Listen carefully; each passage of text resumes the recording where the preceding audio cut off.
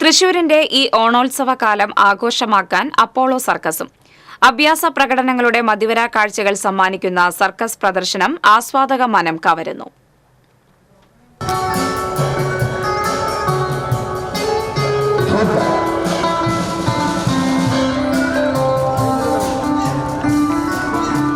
വാനോളം ആകാംക്ഷയും സാഹസികതയും നിറഞ്ഞ ആകാശ ഊഞ്ഞാലിലെ കലാകാരന്മാരുടെ അഭ്യാസ പ്രകടനങ്ങൾ ആരിലും അത്ഭുതം ജനിപ്പിക്കുന്നതാണ്. ഏറെ സൂക്ഷ്മതയും ഏകാഗ്രതയും ആവശ്യമായ മൂർച്ചയേറിയ ആയുധങ്ങൾ കൊണ്ടുള്ള പ്രകടനം കണ്ണിമ വെട്ടാതെയുള്ള കാഴ്ചയാണ് സമ്മാനിക്കുന്നത്.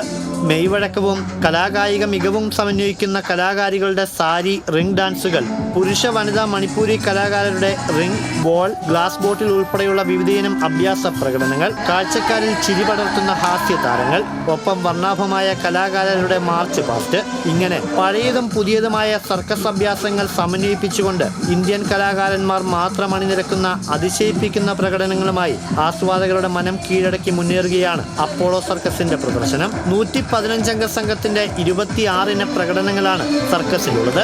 ഇന്ത്യയിലും വിദേശത്തും പതിറ്റാണ്ടുകളായി പ്രദർശനം നടത്തിവരുന്ന അപ്പോളോ സർക്കസ് ഇതാദ്യമായാണ് തൃശൂരിലെത്തുന്നത്.